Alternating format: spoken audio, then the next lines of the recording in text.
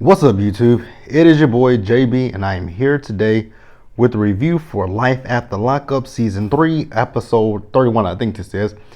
It's Toe or Never, you guys. Alright, you guys, so without further ado, let's go ahead and jump into this episode, shall we? Alright, you guys, so we're going to start up with, we're going to go in order this episode. John and Christiana. So John is getting ready to go pick Christiana up from jail. You know, she's getting out of jail. Oh God, like I said, his face repulses me. Really repulses me. So John goes to pick up Christiana, and Christiana really has gained some weight. But she looked good. I'm not going to sit here and say the woman looked bad. She looked good. What I was looking at was her hair. I was trying to figure out, has she gone gray? Because her hair, if you guys looked in the middle of her hair, it looked like she was gray, but I couldn't tell you if she was or not. So then while they're driving in his car, he gets a phone call about a bill. He says that the check is there and he'll be taking care of it. So then he tells Christiana with taking in his mom, or her mom and Tara, it just brought a lot of, a lot more added debt. So then Christiana, she asks John, did Tara try to flirt with him? And he says, no, Tara didn't try to flirt with him. So that made me question. One, did somebody tell Christiana that Tara flirted with him? Two, has Tara done this before? That's what I was wondering. Has Tara either done this before, or did someone inform her that Tara had been, flirting with him? Because it just came out the blue. And then when that one scene at the blurb when they went and so when they went to go oh gosh, she got a COVID test, and then they went in the woods to have sex, the nastiest shit. I just really when it comes to her, I just wonder, what does she see in John? Does he have a big, well, I mean, he said he only lasts 30 seconds of pleasure. So I just don't know what it is with him. Don't want to find out either. But let's move on. All right, you guys. Next up, if delusional was a person and you were looking up it in the dictionary, you would find Destiny's face. Like, you would see that ugly mug in the dictionary. So we pick up in this episode with Sean still sitting outside of Brittany's house. And then the tow truck shows up outside of the house, and Brittany and Destiny are in the house. So Brittany notices that, she's like, what's going on outside? And it's like, sis, you might want to come check this out. So Destiny and Brittany go outside to see that Sean is having his car, mind you, towed. And, that's like, dude, that's my car. Like, what am I supposed to do? Like, that's my car, dude. And then I'm just sitting thinking to myself, you're delusional, Destiny. That's his car. As long as that man is paying the car note on it, paying the insurance, his name is on the car, you ain't got no claim to it. So then Destiny she's hitting him. I'm like, girl, you know that there are cameras right there, and you still haven't had your court date, but go on ahead and go off. You look stupid and you sound even dumber. So she's talking about what she's gonna do to him, and she's gonna mess up his other car. I'm just like, again, the cameras. And then her sister was chiming in. I'm like, wait a minute, homegirl, you might want to slow your roll. As much as I don't like Sean, he's well within his right to take his car back. I mean, I don't care if he got the car for her. His name is on the car. He pays the car note and he pays the insurance. So, I mean, she knows that. I mean, does Destiny not realize that since his name is on there, if Sean stopped paying the car note, they can track that car down and it's going to get repoed then. So Destiny is just, she really gets on my nerves. And then she's talking, when he said he pays for it, and she's like, because she still wanted him to take care of everything. I'm like, girl, are you stupid? And she's like, well, you take care of Kelly's stuff. And he and I both said the same thing. Kelly is the mother of his kids. Like, you're nothing to him. And you told him in last week's episode he was a trick.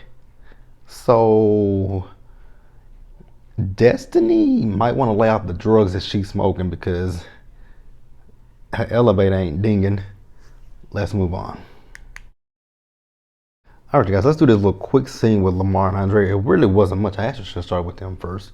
So we see Lamar. Well, actually, we see Andrea as she's getting ready to go on a date with Lamar, and we see Lamar and Tennyson outside of the house, and he has a car that he bought for Andrea. Now, here's the thing that's kind of confusing me, because hadn't Andrea been driving a Charger for a while? Maybe that was a rental car, maybe that was his car. I don't know. But he bought her a car. I was like, ooh. Because even Tennyson was like, how do you think she's going to react to this? I'm like, well, it's a car, so she should react like a normal human being. But then I was like, it is Andrea we're talking about. Andrea wouldn't know normal if it bit her in the butt. But Andrea was very happy, and then she said, let's go to the car wash. And I was like, why did she say, oh, and then I remembered it. They showed the scene of them at the car wash. I was like, oh, that's why she wants to. Girl, how did y'all have sex in the car wash? Ugh.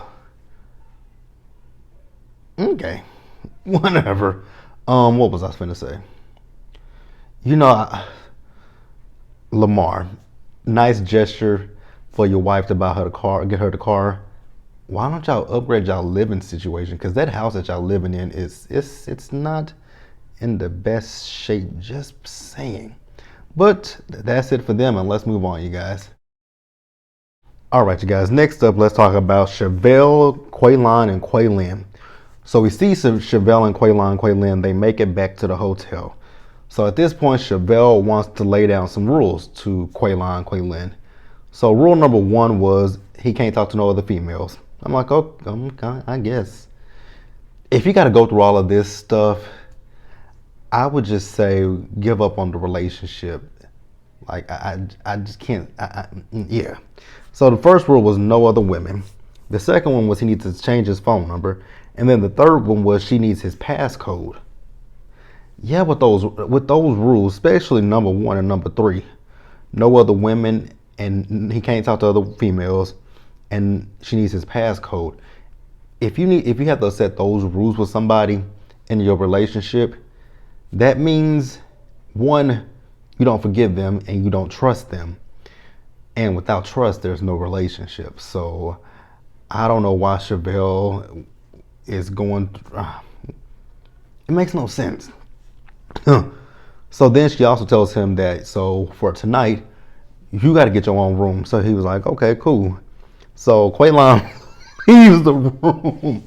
And then D-Mark comes up to him. This relationship with Chevelle, Quaylin, and D-Mark, it is an interesting one. Like I'm starting to wonder, are they biological cousins or are they play cousins? Because the way that D-Mark acts, you would think that D-Mark is an ex-boyfriend of Chevelle's that's trying to win his girl back, but Quaylon is cock blocking.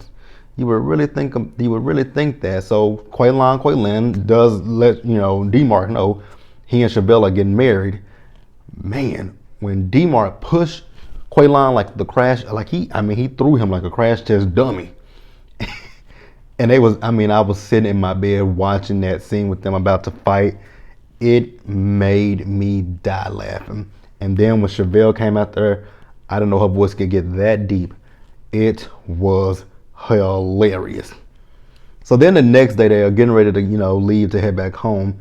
And D-Mark sees Quaylin get in the car. And he's like, really? I'm like, where else is the man going to go? Where is the man going to go at this point? So, Chevelle does say, yes, I am getting married to him. And she shows him her Cracker Jack, ring. And like I said, once again, it just, when you look at D-Mark and the way he acts, you would really think that this is a situation of an ex-boyfriend. Like, does anybody know if they are blood cousins or play cousins? If you know, leave it in the comment section and let me know. But let's move on, you guys. All right, you guys, next up, Amber and Puppy. In this situation, I really do feel bad for Puppy. I actually really like Puppy, and I feel bad for her. So we see Amber. So Amber is with her mom, and her mom asks her what's going on between she and Puppy. Amber doesn't want to talk about it. So then we see that Puppy is working and she's cleaning houses, and she's talking to her friend Queen about her relationship with Amber. Honestly, I really want the best for Puppy, and it's not Amber. Amber is a manipulator, she's a scammer, and she's a con, which is the same thing, but Amber is no good. So we do see Amber. So Amber is telling her mom that she's back in contact with her ex Sammy. And her mom doesn't like that because she says that when they were together, their relationship was bad, it was toxic, he was controlling and things of that nature. And meanwhile, Puppy is talking to Puppy was talking to Queen. I was trying to think about who I was talking about. Queen. She was talking to Queen, and she's telling Queen how how Amber is just acting so different towards her since being out of prison, but that's all they talked about was how things were going to be in the outside world. Now, I would have given it to Amber if when Puppy got out, she was just unsure about what her feelings were, because, I mean, if in jail they were just gay for stay, then I would understand that. But if you got out and, you want to say, okay, let's try to figure this out and see what it's going to be. And if you figure out that, hey, I'm not a lesbian, which Amber is a lesbian, but if you figured out that, hey, I'm not a lesbian, then that's fine. But don't string this girl along. What Amber actually, I think she's doing is she was using Puppy when she got out of jail for a place to stay. So then we see Amber and Puppy. So they go out. Well, actually, we see Amber and her mom. They're meeting Puppy for lunch or dinner, one of the two. And they talk about this Vince situation once again. So Amber's mom suggests that they go to Vegas and get get the money from Vince, but do it in a legal way. So then, Amber asks Puppy about the paperwork, and Puppy says, well, I did get the paperwork. She says, you did? Why can't you hadn't said anything? She says, well, I was waiting to open it with you. So then Puppy does open the paperwork, and they find out that it was actually Vince that signed Puppy's name on those papers. So Puppy's like, well, me and Amber, we gonna go out to Vegas. And the look on Amber's face is like, oh shit. It's something more with this situation. I don't know what it is, and I can't put my finger on it, but it's something more with that situation. I just feel like it is. But let's move on, you guys. All right, you guys, next let's talk about Michael and Sarah. Sarah, girl, you just want to be the Velva baby mama, huh? She gets on my nerves. So actually, they both get on my nerves, and that's actually exactly what I have here in my notes. The very first line says they both get on my nerves. Now, Michael, he was in the kitchen making pancakes for the girls. That one pancake, I know he was making chocolate chip pancakes. That one pancake he made, however, when he flipped that bad booger over, I'm like, that is burnt. But, maybe they like it burnt. I don't know. So Sarah gets a call from her best friend, who I feel is in love with Sarah. So Sarah is FaceTiming her, and she was like, wait a minute, is that Michael in the background? She's like, oh yeah, Michael's been staying here. She said, wait, Michael is living there? She says, no, he's just been staying here for, a while. Yeah, even Michael said in his interview with the producers, he was hinting at it, but Michael said that they had sex.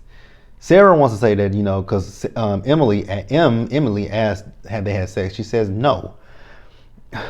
Michael got mad when Emily was questioned why he was there and stuff like that. Michael, you ain't shit. Like, you ain't shit. And she knows that you're using her friend. Like, anybody with eyes can see that. I don't know why. Sarah sees it too. Sarah just likes the penis, the toxic peen, the devil peen, whatever he called it. I think he called it the devil dick. That's all it is with Sarah. Sarah just loves the devil dick. Sarah ain't gonna rest until she has baby number 3 for him. And if she has baby number 3 for him, then oh my gosh, she's gonna be complaining about having 3 kids with Michael. Nobody told you to lay down with Michael. Seriously, nobody told you to lay down with him. Like, Michael ain't got a pot to piss in and a window to throw it out of. If I'm not mistaken, I think I saw this where he's on Instagram with old ass Maria. Sarah's gonna forever be the dummy. Let's move on. All right, guys, and then let's wrap the episode up with Brittany and Marcelino. Whew.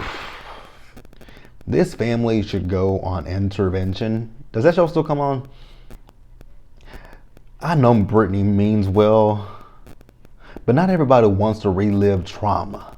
You know, I get that Brittany means well. I really do. And I really wish that like I've been saying, I get where Brittany's coming from. I understand her. But again, Cindy has to want to get the help herself. You can't push it on her. You can't force it on her. Cindy has to want that help. And I don't think Cindy's at that point. Now, she had an accident a few years ago. I think they say when, I don't know.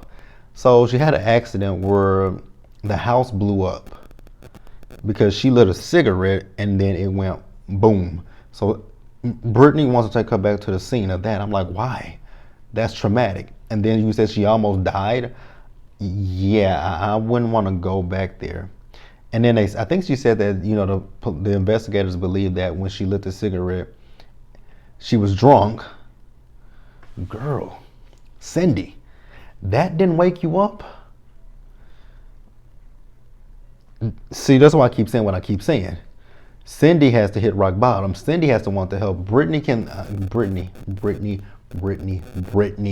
Listen to me, Brittany. Stop. Like I said, I'm going to keep reiterating it. I get it. You love your mom. You don't want anything bad to happen to your mom. I do get that. I do understand that. But I don't think your mama wants to help as badly as you want it for her. So, yeah. That's the episode, you guys. Be sure to like this video. Leave your comments in the comment section below. Subscribe to the channel and hit the bell notification button so you guys are aware of when I drop anything else. And share this video. And until the next one, you guys, stay safe, take care of yourselves, wash your hands, wear your mask, and socially distance. And also check out the Planner channel, you guys. And I'll see you guys in the next one, which is Bell Collective. Bye, guys.